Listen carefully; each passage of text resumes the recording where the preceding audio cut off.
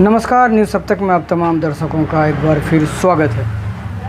और आज हम लाए हैं आपके लिए ख़ास जानकारी जो बेहद ज़रूरी है आप तमाम दर्शकों के लिए और जनहित में ज़रूरी है, लोगों की भलाई के लिए ज़रूरी है। लेकिन इससे पहले हम आपको एक सूचना दे दें। सूचना ये है कि बिहार के कटिहार के रहने वाले बारसोई थाना अंतर्गत हारून नाम का एक शख्स बेंगलुरु से मिसिंग है, लापता है और लगभग महीना ही भर हो चुका है। लगभग महीना भर हो चुका है और अभी तक कोई जानकारी नहीं मिली है और उनके बारे में पता नहीं चला है। उनके परिजन बहुत परेशान हैं, घर के लोग परेशान हैं और अब तक कोई ख़ास जानकारी या किसी तरह का कोई इन्फॉर्मेशन अभी तक नहीं मिला है। और उनके बारे में सोशल मीडिया में तमाम कोशिशें की गई और ख़ास करके यूट्यूब में डाले गए, फेसबुक में, और फिर उसके बाद यहाँ का जो लोकल न्यूज़पेपर है तो उसके बारे में फिर लोकल न्यूज़पेपर में ये देख सकते हैं आप, नीचे जो तस्वीर है आप देख सकते हैं, ये हारून साहब के बारे में इस अखबार का सहारा लिया गया न्यूज़पेपर का, लेकिन अभी तक पता नहीं है। इसलिए इसमें डाला गया कि ताकि कोई जो लोग यहाँ के लोकल रहने वाले हैं समझ पाएँ, इनको अगर कहीं देखें तो यूट्यूब पर नंबर इससे पहले हमने डाल रखा है ताकि इनकी जानकारी दे सकें। और ये जो गायब की खबरें हैं, जो मिसिंग की खबरें आजकल कुछ ज़्यादा हैं, हम अखबारों में, पेपर में पढ़ पा रहे हैं, लेकिन इसके लिए सतर्कता बहुत ज़रूरी है। लोगों को इसके बारे में सोचना और समझना चाहिए, क्योंकि अगर कहीं आप घर से निकलते हैं तो आपके पास मोबाइल नंबर आपके जेब में रहने चाहिए, आधार कार्ड, आपका आता पता, ये सब चीज़ बहुत ज़रूरी है ताकि किसी को मदद करने में आसानी हो जाए। और हम चलते हैं अब अगली खबर की ओर। अगली खबर में एक सूचना और भी है कि कुछ लोग हमें कहते हैं कि आप जो है इस तरह की खबरें क्यों नहीं लगाते हैं। लोगों का सवाल है, जो दर्शक हैं उसमें से बहुत सारे लोगों ने कहा है, लेकिन आज के दौर में इस बात का जवाब मैं अपने यूट्यूब के ज़रिए से देना चाहता हूं, क्योंकि आज के समय में अब वो वक्त ही नहीं रहा कि पत्रकार आज़ादी के साथ कुछ बोल सके, कुछ लिख सके, कुछ कर सके, क्योंकि बहुत ऐसी मजबूरी है और बहुत ऐसा जो है जोखिम उठाना पड़ता है पत्रकारों को खबर लगाने के लिए। हालांकि पत्रकार भूखे प्यासे सुबह जब निकलते हैं, घर से निकलते हैं, खबरों को इकट्ठा करना पड़ता है, जानकारी को इकट्ठा करना पड़ता है, जानकारी लेना पड़ता है, या वीडियो कवर करना पड़ता है, या पूछना पड़ता है। पत्रकार अगर शुरू से देखेंगे आप पत्रकार के बारे में, अगर आप दिमाग पर जोर लगाएंगे और थोड़ी कोशिश करेंगे तो आपको अंदाज़ा हो जाएगा कि हर जगह में पत्रकार, चाहे कहीं लड़ाई होती हो पत्रकार चाहिए, चाहे कहीं मारपीट है पत्रकार, चाहे कहीं किसी मसले में पत्रकार, और हर मसले में, चाहे सीबीआई के मामले में, ईडी के मामले में, पुलिस के मामले में, और धरना प्रदर्शन के मामले में, आंदोलन के मामले में, और कहीं भी अगर आप देखेंगे तो पत्रकार का रोल अहम रहा है।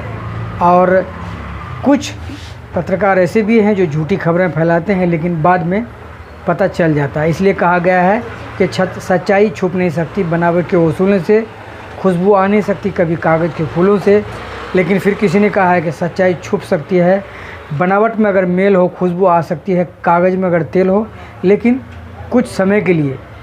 तो इसीलिए गलत जो लोग हैं, जो गलत करने वाले हैं, जो गलत रास्ते में हैं, उनका परिणाम गलत ही होगा और कानून के शिकंजे में कभी न कभी वो आएंगे। तो चलते हैं, जिस खबर के लिए हमने आपको इंतज़ार करवाया है उस खबर की ओर आपको लेके चलते हैं। सबसे पहले आपको बताते हैं कि 7 सितंबर 2022 इस पर गौर कीजिए। 7 सितंबर 2022 को राहुल गांधी का भारत जोड़ो यात्रा निकला था, कश्मीर से लेकर कन्याकुमारी तक, कन्याकुमारी से लेकर कश्मीर तक, और उनका यात्रा शुरू हुआ था त्रिवेंद्रम से शुरू हुआ था। और रास्ते में बहुत कुछ देखा लोगों ने, और लोग लगातार सोशल मीडिया पर देख पा रहे थे, फेसबुक पर, यूट्यूब पर, और लगातार राहुल गांधी चर्चा में शामिल था और लोग तारीफ़ भी कर रहे थे, कुछ लोग शिकायत भी कर रहे थे, क्योंकि ये दोनों चीज़ें बहुत ज़रूरी है। और कितना सफल हुआ, कितना कामयाब हुआ। लेकिन ये तारीख आज क्यों आपको बता रहा हूँ, क्योंकि दूसरा जो है भारत जोड़ो न्याय यात्रा राहुल गांधी का शुरू होने वाला है, इसलिए मैं आपको पुराना जो भारत जोड़ो यात्रा है उसकी भी तारीख आपको बता रहा हूँ, तो आपको बेहतर तरीके से आपको याद रहे और आप तक पहुँच जाए। तो 7 सितंबर 7/9/2022 को, और उनका यात्रा 12 राज्य 150 दिन 3570 किलोमीटर का सफ़र उन्होंने लिखा था, और 5 महीना समय लगेगा ये भी लिखा था। और उनका जो है यात्रा तिरुवनंतपुरम से शुरू हुआ था, पहला भारत जोड़ो यात्रा। लेकिन अब जो उनका यात्रा है, ये यात्रा है उनका न्याय यात्रा। यानी कि उनका कहना है कि जब हम आवाज़ उठाते हैं और हमारे जो है सांसदों को निकाल दिया जाता है, हमारी बात की सुनवाई नहीं होती है, और जब हम चिल्लाते रहते हैं लेकिन कुछ सुनवाई नहीं होती है।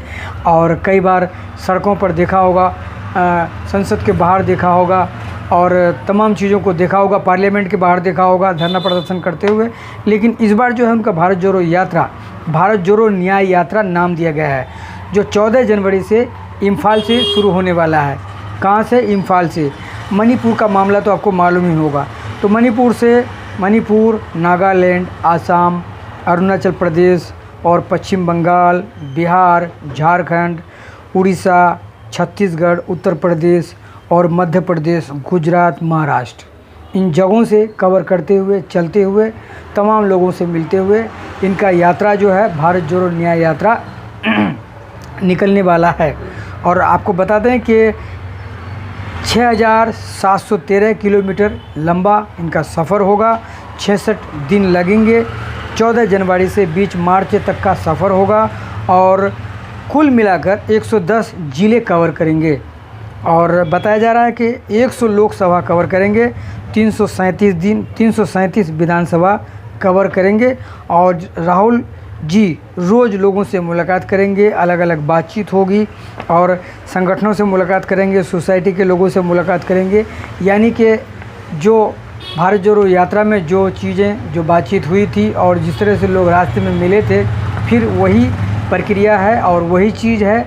मगर यहाँ एक चीज़ बदलाव है नया, कि न्याय यात्रा।